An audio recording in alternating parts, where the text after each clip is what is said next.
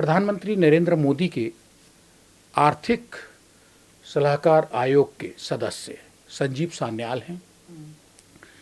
उन्होंने 2-3 दिन पहले भी एक स्टेटमेंट दिया है, बड़ी बेबाकी के साथ। कुछ और भी शब्द बोल सकता हूं, लेकिन वो अपनी जुबान हमें गंदी नहीं करनी चाहिए, क्योंकि उन्होंने जुबान गंदी की है। आप कभी भी किसी अपने से छोटे वाले के साथ जब लड़ेंगे तो हारेंगे, और हम लोग हारने के लिए नहीं बैठे हैं, ना बच्चों को हराने के लिए बैठे हैं।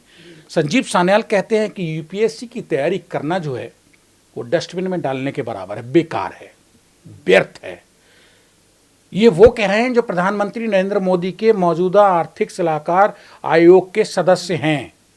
तो सवाल ये है कि क्या ये आदमी गांव में रहता है आज भी, ये खुद नहीं पढ़ा, ये कैसे किसी जगह से उठ के परवरिश लेके पढ़ लिख के वहां तक पहुंचा, जो अब ये कह रहा है कि यूपीएससी की तैयारी करना बेवकूफ़ी है। सर, मैंने पर्सनली उनके ऊपर भी बहुत रिसर्च नहीं किया या पढ़ा नहीं उनके बारे में। नहीं, ये आदमी रिसर्च के लायक नहीं है। अच्छा। ना करें। आप बच्चों को भविष्य बना रही हैं, बनाएं। मैं पत्रकार हूं, इसलिए मैं आपसे सवाल करूंगा, क्योंकि आप शिक्षा दे रही हैं, दुकान नहीं चला रही हैं। मेरा ये मानना है, जैसे जिसने भी ये सलाह दी है कि भाई यूपीएससी की तैयारी ना करें, मुझे ऐसा लगता है कि किसी को ये कहना बड़ा आसान है कि आप ये काम मत करो, लेकिन ऑल्टरनेटिव बताना ये उनकी जिम्मेदारी थी कि वो ये कहते कि भाई यूपीएससी की तैयारी मत करो, ये डस्टबिन में डालने जैसा है। तो फिर क्या करे बच्चा? जो बच्चा बिहार, यूपी, हरियाणा, दिल्ली, राजस्थान, ये हिंदी स्पीकिंग स्टेट्स को खासकर हमारे बात करें, यहाँ जब बच्चा बहुत गरीबी में होता है ना, और अगर वो पढ़ने में थोड़ा ठीक ठाक है, तो वो सरकारी नौकरी का सपना देखने लगता है, क्योंकि सरकारी नौकरी एक स्टेबल जिंदगी की गारंटी है आज भी भारत में। और मुझे ऐसा लगता है कि बहुत रिच लोग तो वैसे भी तैयारी नहीं करते, उनके पीछे बिजनेस क्लास कभी नहीं सोचती कि हमारा बच्चा सरकारी नौकरी में पहुंचे, क्योंकि उसमें इतना पैसा नहीं है। वहाँ सिर्फ एक स्टेबल जिंदगी है, और एक लोअर मिडिल क्लास के लिए वो सपना है, वो एक ड्रीम कम ट्रू वाला काम है, जैसे हमारे लिए भी था। तो मेरा ये मानना है कि उनके इस बयान पे उन्होंने जो कह दिया, बच्चे इस बात को ज़रा सोचें जो तैयारी करते हैं कि अगर हम सरकारी नौकरी की तैयारी नहीं करेंगे तो हम करेंगे क्या। देखिए, 3-4 ऑप्शंस होते हैं। या तो आप प्राइवेट नौकरी करें, सब जानते हैं प्राइवेट सेक्टर में बाहर निकल के आप बीटेक करके भी जब बच्चा बाहर जाता है, फ्रेश बच्चा, तो उसको 13,000, 15,000, 18,000, इससे ऊपर कोई रुपए नहीं देता। उसको 8-10 घंटे की जॉब करनी होती है ट्रेवलिंग टाइम के अलावा, और उसके बाद उसको 13, 15, 17, 18,000 रुपये मिलते हैं फ्रेशर के नाम पे। बहुत बढ़िया भी काम करेगा तो 20, 22, 30,000 में तो कहते हैं बिल्कुल ये मानना चाहिए कि पता नहीं हम क्या लग गए हैं। अब आप सोचिए, 20,000 रुपये लेने के लिए उसने वो 4 साल की बीटेक की, जिसमें लाखों रुपया गवाया। साइंस स्टूडेंट रहा होगा, 9वीं 10वीं में अच्छा काम किया होगा, 11वीं 12वीं साइंस से पढ़ा, फिर बीटेक की। जिंदगी के क्रूशियल ईयर्स उस बच्चे ने इन्वेस्ट कर दिए वो 15-17 हज़ार की नौकरी के लिए। अब अगर ऐसे बच्चे के पास ऑप्शन है कि वो एसएससी या सीपीओ या इस तरह की जॉब्स में चला जाए, जहां पहली सैलरी ही 60-65 हज़ार रुपये है, और आगे बढ़ने का चांस भी है, यूपीएससी सेकंड स्टेप पर भी तो हो सकता है, एक बार अपने पैर जम जाएं। तो मुझे ऐसा लगता है किसी भी लोअर मिडिल क्लास परिवार के बच्चे के लिए ये सुन के उसे लगेगा कि हाँ यार, यूपीएससी की तैयारी नहीं करनी चाहिए, एसएससी की। मेरा ये मानना है हर किसी को अपने हालात खुद से देखने चाहिए।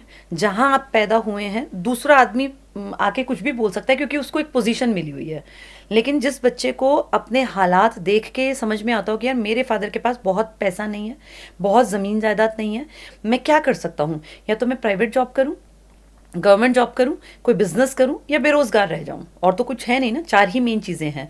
अब देखिए, आजकल कुछ बच्चे यूट्यूब के थ्रू भी पैसा कमा रहे हैं, कुछ लोग डांस अकेडमी खोल रहे हैं, लेकिन मैं मेजॉरिटी की बात करूंगी, वो तो किसी एक का सिक्का चल गया, कुछ लोगों का। पूरे भारत में अगर हम देखें बढ़िया कमाने वाले तो शायद 1000 लोग भी नहीं होंगे जो यूट्यूबर्स हैं, 1000 लोग, और अलग अलग फील्ड में। प्लस वो लोग हैं जिन्होंने अलग हट के स्टार्टिंग में काम कर दिया। आज बहुत लोग हैं जो डेली बेसिस पे व्लॉगिंग करके करोड़पति बन गए हैं, पर सर वो व्लॉगिंग आज जो करेगा वो नहीं बन पाएगा। उन्होंने उस टाइम पे अपनी एक क्राउड बना लिया, अपना एक होल्ड बना लिया। तो इसका मतलब आज भी ज़्यादातर लोगों के पास ऑप्शंस वही गिने चुने हैं, या तो गवर्नमेंट जॉब करें, या प्राइवेट जॉब करें, या बिजनेस करें, या बेरोज़गार रह जाएं। तो अब बेरोज़गार रह के तो रोज़ी रोटी कोई देगा नहीं ना, अब तो टाइम गए वो। बिज़नेस करने के लिए पैसा बैक पे चाहिए, वो हर किसी के पास नहीं है। इनफैक्ट आज जो हमारी ये टैक्स की नीतियां हैं, तो मुझे लगता है आने वाले सालों में तो ये पैसा और घट जाना है। देखने में बढ़ेगा, इकोनॉमी आपको दिखेगी इतने बिलियन की हो गई है, लेकिन रियलिटी है कि हाथ में पैसा नहीं रुक पाता। टैक्स और ये सब सिस्टम इस तरीके का है। अब दो ऑप्शन रह गए, गवर्नमेंट या प्राइवेट। मिडिल क्लास परिवार के लिए, लोअर मिडिल क्लास के लिए प्राइवेट में हमने बात कर ली कि बीटेक, एमटेक, एमबीए करने के बाद भी आपको 18,000, 20,000, 22,000, 15,000 इन सब के बीच में, और फिर वो एक प्रेशर हर टाइम, पता नहीं कब हटा दिए जाओगे। एक तलवार सर पे लटकी हुई है। आपने किसी दिन बॉस के साथ गलती से तेज आवाज में बात कर दी, अगले दिन से आप बाहर। अब आप कहाँ से ईएमआई भरेंगे, कहाँ से आप गाड़ी की किस्त भरेंगे, आप सोचिए। वो प्राइवेट सेक्टर का काम नहीं है कि आपकी गाड़ी की किस्त है, आपके पिताजी बीमार हैं या आपकी माँ का ऑपरेशन होगा। तो फिर अगर सोचें तो सबसे सेफ जोन क्या है, तो वो जाके बात वहीं अटकती है। गवर्नमेंट सेक्टर कंपैरेटिवली सेफ है। तो जो लोअर मिडिल क्लास है ना, उसके लिए ये चीज़ें कभी पुरानी नहीं होंगी। और वो ना आपको एक प्लेटफॉर्म देता है। जैसे एक शब्द होता है स्कैफोल्डिंग, जब किसी को फांसी पे लटकाते हैं ना, तो उससे पहले उसके नीचे पैरों के नीचे सपोर्ट होता है। जैसे ही वो जल्लाद एक वो लीवर खींचता है, ऐसे ही वो हटता है। ये स्कैफोल्डिंग है हमारे नॉर्मल परिवारों की, जो लोअर मिडिल क्लास हैं। ये सपोर्ट सिस्टम है। इसके बाद पीढ़ियां बदल जाती हैं। एक बच्चा अगर मेहनत कर ले, गरीबी में जो बच्चा है मेहनत कर ले, और अगर अपनी ज़िंदगी एक बार स्टेबल प्लेटफॉर्म तक ले आए, और फिर मान लीजिए उसकी शादी भी किसी ऐसे से ही हो गई है जो, चाहे दोनों में, मैं ये कहती हूँ, चाहे वो दोनों कांस्टेबल हैं, चाहे दोनों टीचर हैं, दोनों बैंक में हैं, वो दो लोग मिलके ना अपनी पीढ़ियों के लिए बहुत कुछ कर सकते हैं। इसका मतलब बबीता मैम, आपकी सिर्फ बातचीत के बाद जो लब्बोलो आप निकल के आ रहा हो, जो मैं समझ पा रहा हूँ, संजीव सान्याल भले ही प्रधानमंत्री नरेंद्र मोदी के आर्थिक सलाहकार आयोग के सदस्य क्यों ना हो, लेकिन वो इतने ऊंचे पर्वत पे बैठ के भाषण बांट रहे हैं कि जो बच्चे यूपीएससी की तैयारी कर रहे हैं, वो उनके उस भाषण को उठा के डस्टबिन में डाल दें तो बेहतर है। बिल्कुल। मैं एक चीज़ और ऐड करूंगी सर, यूपीएससी के पीछे अकेले मत रहिए। देखिए, यूपीएससी एक जुआ है। कोई 100% गारंटी नहीं लेता कि मेरा यूपीएससी में हो जाएगा। इतने सारे फेजेस हैं, क्या पता बच्चा कहाँ जाके अटक जाए। तो मैं ये कहना चाहती हूँ कि यूपीएससी के साथ साथ पैरेलल में अपना प्लान बी भी रखो। उसमें आप एसएससी या किसी भी अपने स्टेट लेवल के एग्जाम्स पे भी एक पकड़ मजबूत रखें। यूपीएससी एक लिमिट के लोगों का ही पास होगा, क्योंकि टॉपर्स ही क्रीम ली जाएगी। जो लोग तैयारी कर रहे हैं वो उस तैयारी को वेस्ट ना करें। कहीं ना कहीं अपनी ज़िंदगी में, जैसे बहुत सारे स्टेट के एग्जाम्स होते हैं, एसएससी के एग्जाम्स होते हैं, या अगर बेटियां सुन रही हैं इस पॉडकास्ट को, तो ऑल्टरनेटिव में टीचिंग से जुड़े इस तरह के कोर्सेज हैं, जहां आप अगर आप उस डिप्लोमा डिग्री को ले लेते हैं साइड बाय साइड, तो आप एक क्षेत्र में अगर नहीं काबिल बन पाते हैं, कामयाब नहीं होते हैं, तो आप दूसरे क्षेत्र में मूव कर जाइए।